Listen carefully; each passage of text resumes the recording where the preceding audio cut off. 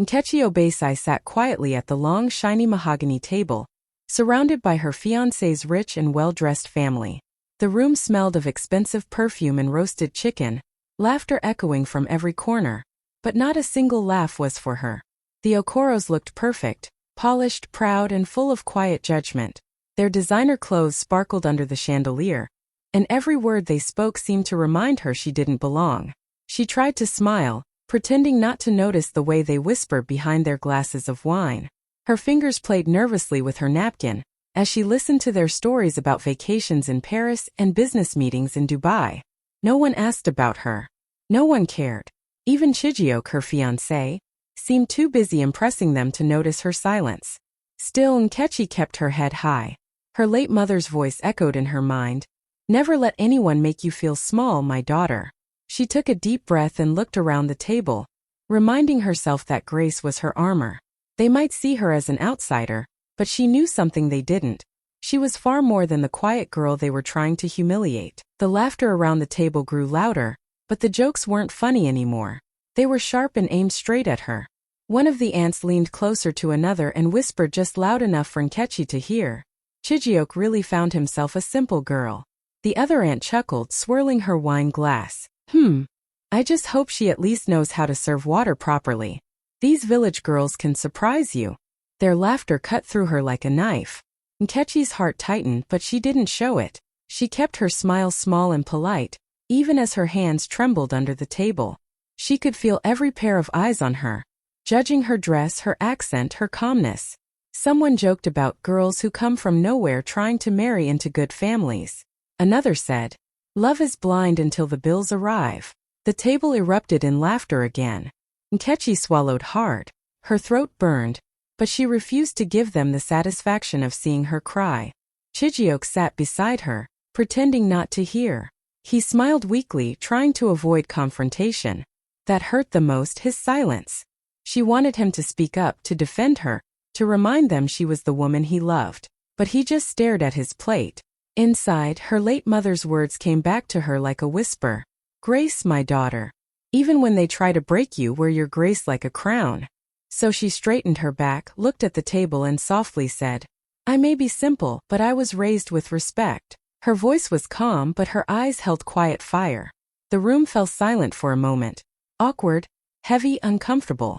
Then the aunt forced a laugh, trying to brush it off. But Nkechi saw the discomfort in their faces.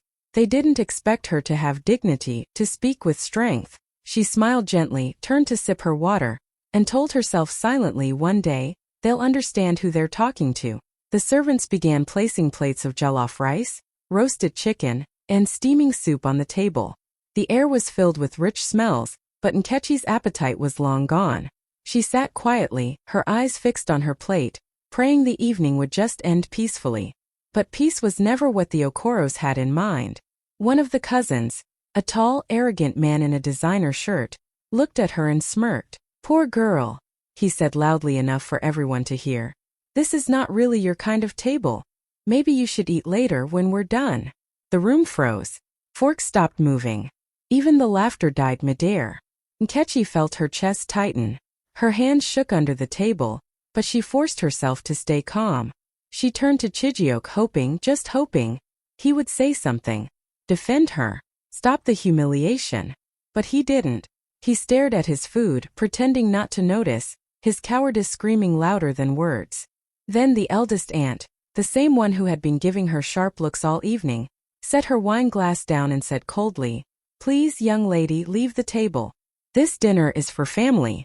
The words hit her like a slap. Everyone's eyes were now on her. Her heart raced, her face burned, but she didn't want them to see her break. Slowly, she placed her napkin on the table and stood up. "Excuse me," she said softly, her voice calm but trembling at the edges. As she walked away, she could feel their smug stares following her. People who thought money made them better. But what they didn't know, what none of them could even imagine, was that the roof above their heads didn't belong to them. It belonged to her. Her late father's voice echoed in her mind. "Never explain your worth to people who measure it with gold." Nkechi walked out of that dining room with her head high. She left in silence, but that silence carried the weight of a storm they weren't ready for. For her not gaps or no I bid no blue and started ale me you hope me it's the I went the dish. Nemom at that. See him for him. They are breath vahnig. Flosser who strips soon at therapy dish. Sir, striff with no wooden skim. See for the sear mean we oak with the asla. And our kirky sigal never hidden. Hail of sear, but go wish that he sigals are the failure for the so if a law. Sir, it's a milk in the name. That no fits real nation, madden I was all with. Where's so in it? Heard nang it is through Zuho and Nevinoid. Derp so fail. Nyammernet. Another ever with a Zuho be full of more with the capital net. Sir, is dash nothing in silk zar. Hail else the herner dish. Sterker was no lassen so stau. Twalish name it was a hip. He's lord was a hipan. Skater her. Nemo murf softbish. Yeah, we're with the chirisha. He didn't get what he merged well, so else no lass there's new cat. Her old full brown but snake is here. And where he smith the sweet for wish. He left bad steep. All best in my fair work always night even in nurse stechen. Here's if it's so much wish did I hit visit. He'll dark blam sir the up. Say are the dervimus. Alf burn no one. Care profit with their hit the ma groups there wood. He'll fast that's ish. Aim sweet skin. Sylvil mercer he that's it near. Thar well sick at dish. Where perhaps it must no moment so wet. Snail fax is skiffing in it. Reef nemish will of safes in I believe. Say your him nevin de gihip. And a shale and mix it bats it. It must see it's the earth and when he get billanas. Her scatter say what do off this name it. Quite dish it delish. But if Mr. Loudon did dish up. Her old for the stuff in the parlor, Murph built in the banner. Her ishter Murph but it's the shale else gushne see stechen. That mansion everyone bragged about, the one filled with luxury and pride, didn't belong to the Okoros at all. It was hers. Nkechi Obesi's. The very walls that echoed with their insults had been built by her late father, Chief Obinna Obesi, a man whose name once carried power and respect across Nigeria. Years ago, he had designed that mansion himself, down to the last detail, the marble staircase imported from Italy, the mahogany dining table from Ghana, the grand chandelier from France. He had built it as a gift to his wife and only daughter, calling it the Obesi Home of Grace. When he passed away, the world mourned a legend. Obesi Holdings, his real estate company, grew even bigger after his death, expanding across Africa under trusted management. But what people didn't know was that he had left everything, every property, every share, every account, to his only child, Nkechi. She had become the quiet heiress of an empire, though she never flaunted it. After her father's funeral, she made a promise to herself and her mother's memory. I will live simply. I will earn respect for who I am, not for what I have. That's why she never told Chijioke or his family about her inheritance. She wanted love, not status. She wanted to be seen for her heart, not her last name. But now, as she stood outside that same mansion, the same one her father built with love, she realized how cruel life could be. The people who insulted her were sitting under her father's roof, eating dinner at her family's table, laughing at his daughter. Tears filled her eyes, but she smiled through them. If only Papa were here, she whispered. He'd tell me to rise with grace. And that's exactly what she decided to do. She wouldn't shout. She wouldn't seek revenge. She would let the truth reveal itself, silently, beautifully, and powerfully, just like her father taught her. Chijioke had always been kind, gentle, and soft-spoken, the kind of man who smiled easily and avoided arguments. That was what first drew Nkechi to him. He made her laugh, made her feel seen, and promised to love her for who she was. But kindness without courage, she was learning, could be dangerous. Kindness without strength could destroy a woman's heart. From the beginning, his mother never liked her.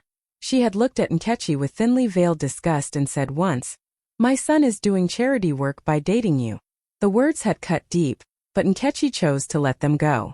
She believed love could heal pride. She told herself that if she stayed humble, his family would one day see her heart. She endured the side comments, the fake smiles, the forced politeness, all for the man she loved. But that night at the dining table changed everything. When Chijioke sat silently as his relatives insulted her, something inside her broke. It wasn't just his silence, it was his fear. He looked at her like a stranger, afraid to defend her because he didn't want to upset his family. And in that moment, Nkechi saw the truth. He wasn't her protector. He was their puppet. After she left the table, she waited, thinking maybe he'd come after her, apologize, or at least call her name. But he didn't. He stayed inside, pretending everything was fine, while she stood outside in the cold night, holding back tears.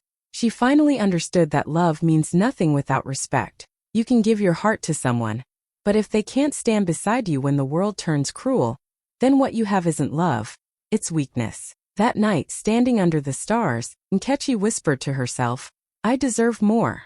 And for the first time she truly believed it. The next morning the sun rose quietly over Abuja, painting the sky in soft gold and pink. Nkechi sat on her small balcony with a cup of tea, her mind still heavy from the night before. The voices from that dinner echoed in her head, the laughter, the insults, and most painfully Chijioke's silence. She felt tired, but deep inside, a strange calm had replaced her hurt. It was as if something inside her had shifted, a quiet strength she didn't know she still had. Her phone began to ring. She glanced at the screen. It was Mr. Kalu, her father's old lawyer.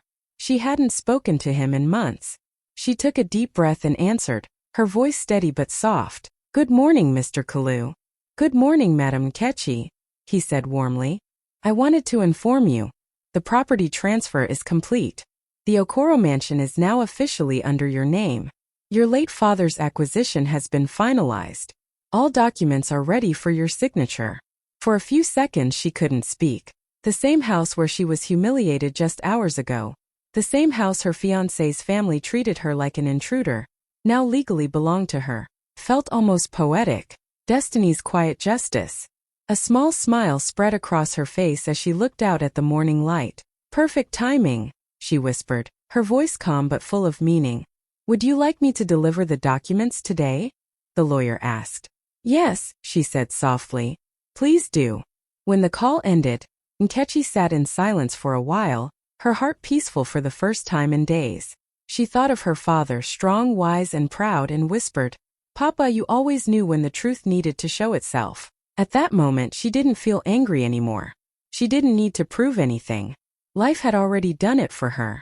The people who made her feel small were about to learn who she really was, and she wouldn't need to raise her voice to do it. A week later, the Okoros decided to host another family brunch. This time, a big event filled with wealthy friends, business partners, and socialites. They called it a welcome party for an important investor visiting from Lagos. The mansion was decorated beautifully, fresh flowers in golden vases, soft music playing, servants moving around with trays of champagne. It was meant to be a perfect show of class and power. But the truth was, they were still celebrating under a roof that no longer belonged to them. Of course, they didn't invite Nkechi. After that humiliating dinner, they had quietly erased her from every family conversation. In their eyes, she was gone. Another mistake Chijioke would soon get over. But destiny, as always, had its own plan. That morning, as Nkechi stood before her mirror, she didn't see the quiet, timid girl they mocked. She saw the daughter of Chief Obinna Obesai, confident, calm, and in full control.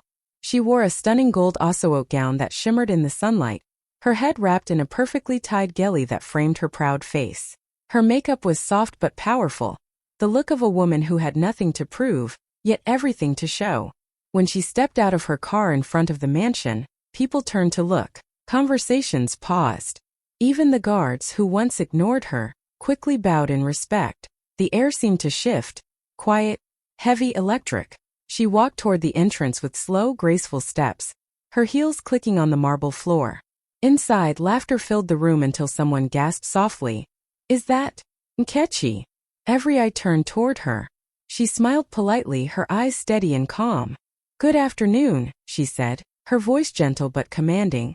"I hope I'm not late." The room fell silent.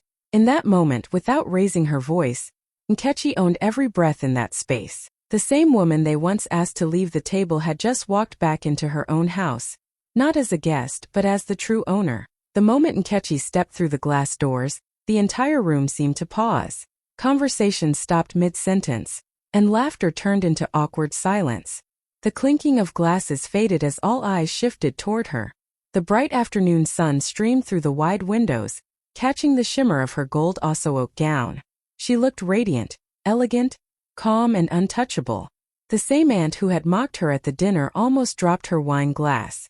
Her jaw tightened as she whispered, "What is she doing here?" The other guests, unsure of what was happening, exchanged confused looks. Some smiled politely, thinking she was just another invited guest. But the Okoro family knew better.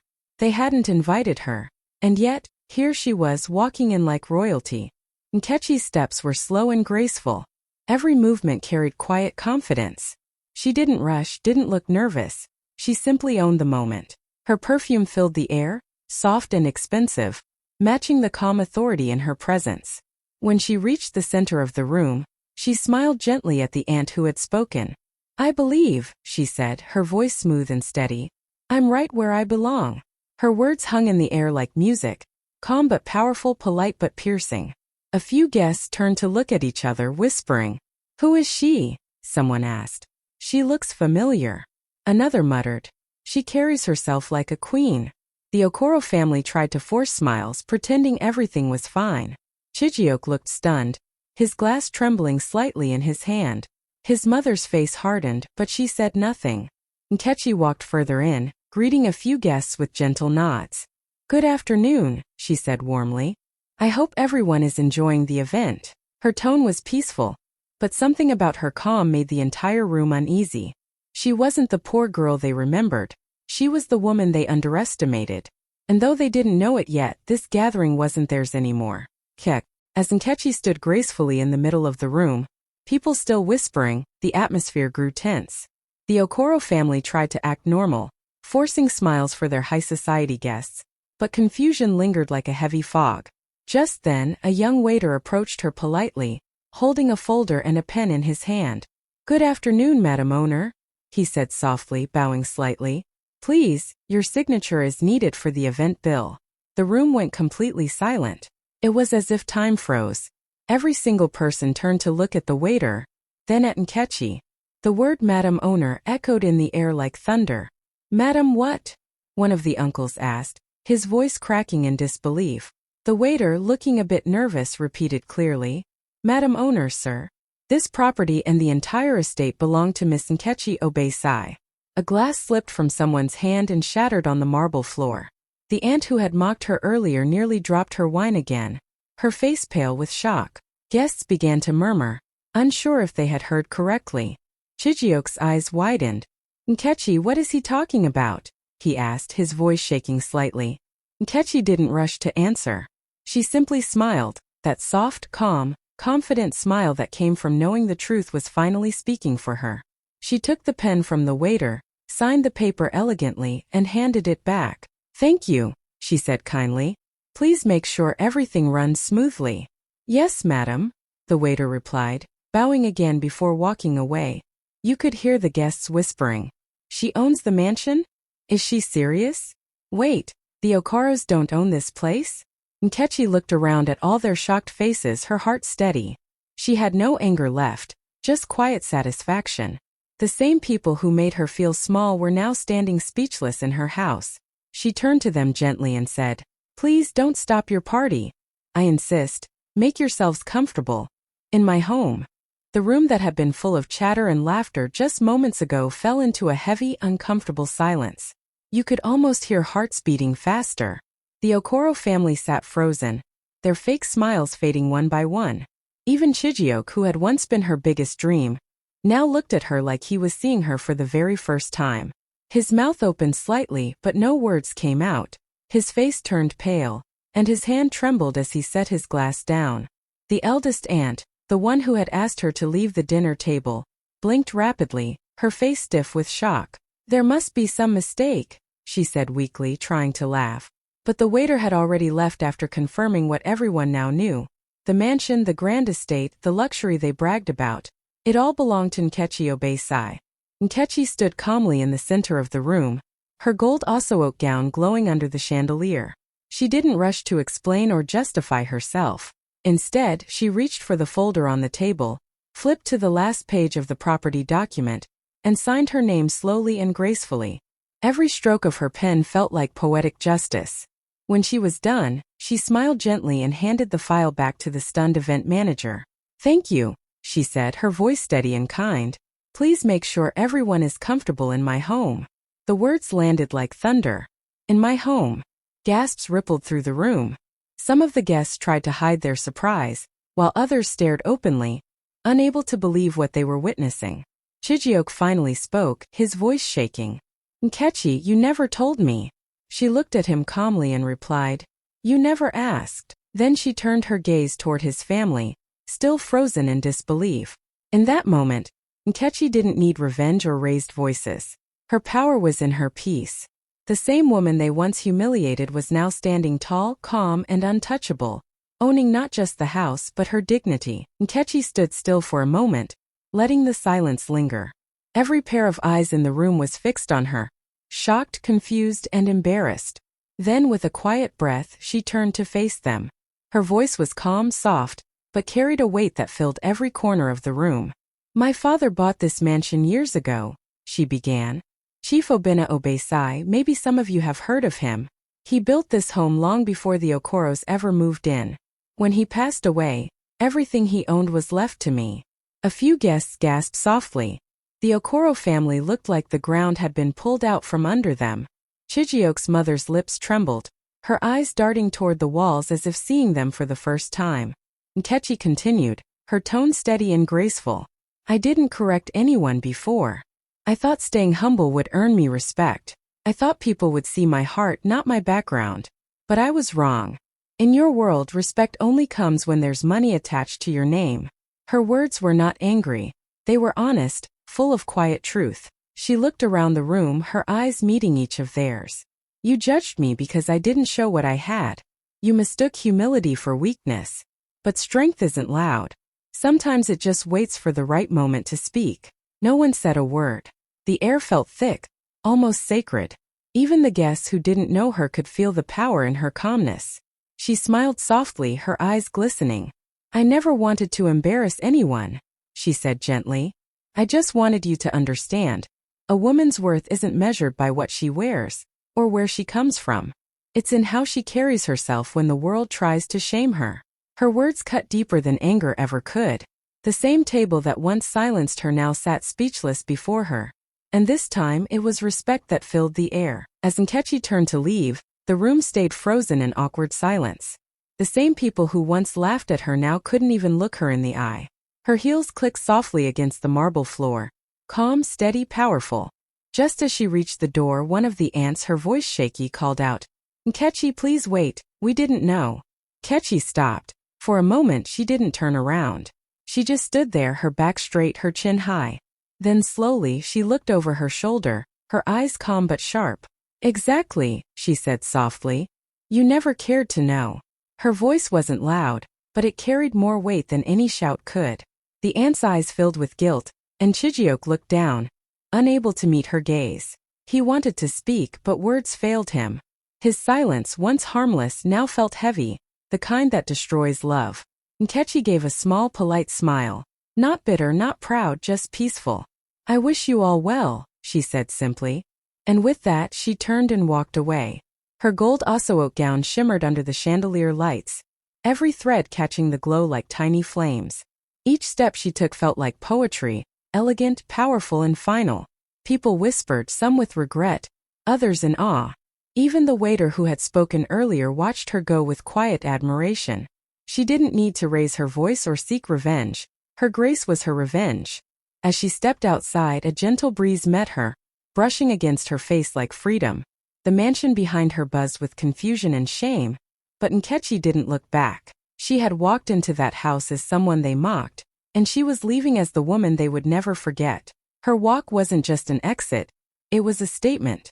Every step said, "You tried to make me small, but I was never meant to fit at your table. I was meant to own it." That night, long after the brunch had ended, someone uploaded a short video clip from the event to social media. Within minutes, it began to spread like wildfire. In the clip, you could see Nkechi standing in her golden Oseote gown, calm and radiant. The waiter approached her politely and said, "Good afternoon, Madam Owner. Your signature is needed for the event bill."